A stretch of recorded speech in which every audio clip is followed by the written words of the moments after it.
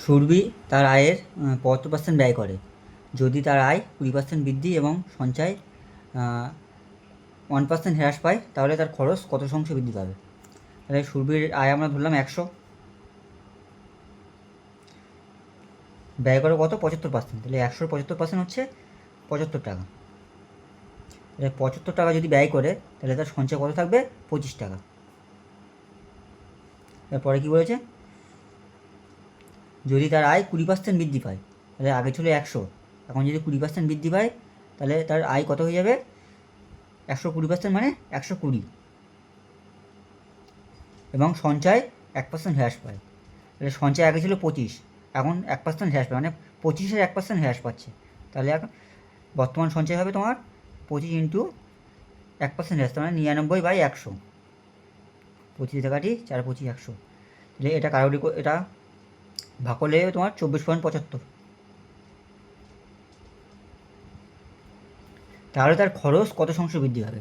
তাহলে 120 টাকা বর্তমান ইনকাম, আর যদি সঞ্চয় 24.75 হয়, তাহলে খরচ এটা এই দুটো বিয়োগ করলে তাহলে খরচটা বেরিয়ে যাবে। খরচ হচ্ছে 120 বিয়োগ 24.75,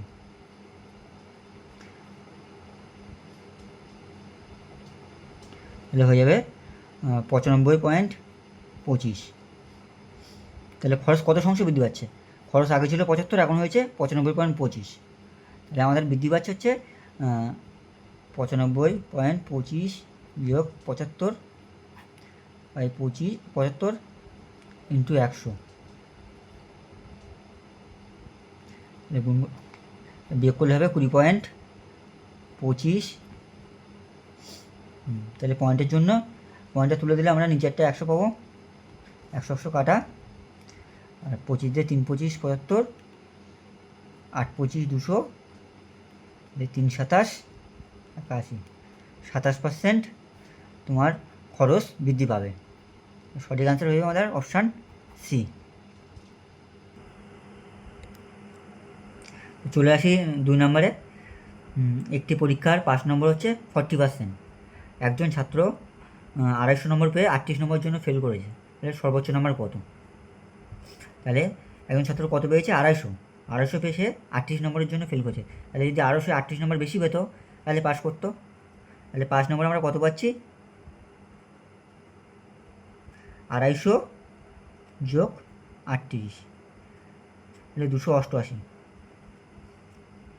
তাহলে এই 288 হচ্ছে 5 নম্বর, আর এখানে কোশ্চেনে 5 নম্বর বলছে কত? 40%। তাহলে 40% আর 288 একই, তাহলে 40%-এর মান হচ্ছে 288। এবার হচ্ছে সর্বোচ্চ নাম্বার কত? তাহলে সর্বোচ্চ নাম্বার মানে হচ্ছে আমাদের 100%-এর মানটা আমাদের বার করতে হবে। তাহলে আমরা 100%-এর মানটা বার করি, বাই 40, এই 0 কাটা, 4×7 28, 4×2 8, তাহলে আমাদের সর্বোচ্চ নাম্বার হয়ে যাবে 720।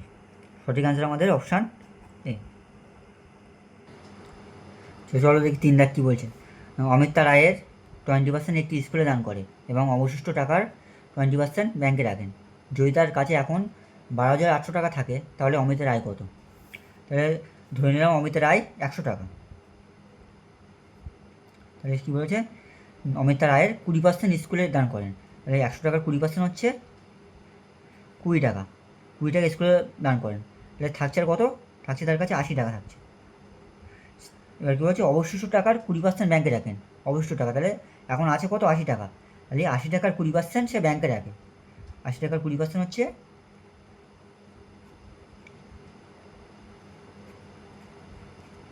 16 টাকা।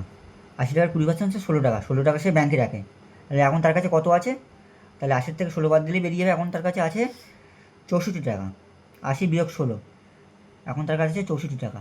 আর কোশ্চেনে বলেছে কত আছে? কোশ্চেনে বলেছে 12,800 টাকা আছে তার কাছে। তাহলে এই 64 মানেই তো 12,800 টাকা। এবার বলছে তাহলে অমিতের আয় কত? এবার অমিতের আয় আমরা ধরেছিলাম 100 টাকা, তাহলে এই 100%-এর মানটা আমাদের বার করতে হবে। তাহলে 100 ইন্টু 12,800 বাই 64, এবার কাটাকাটি করি, 4 × 64, 4 × 25, 100। এদিকে আছে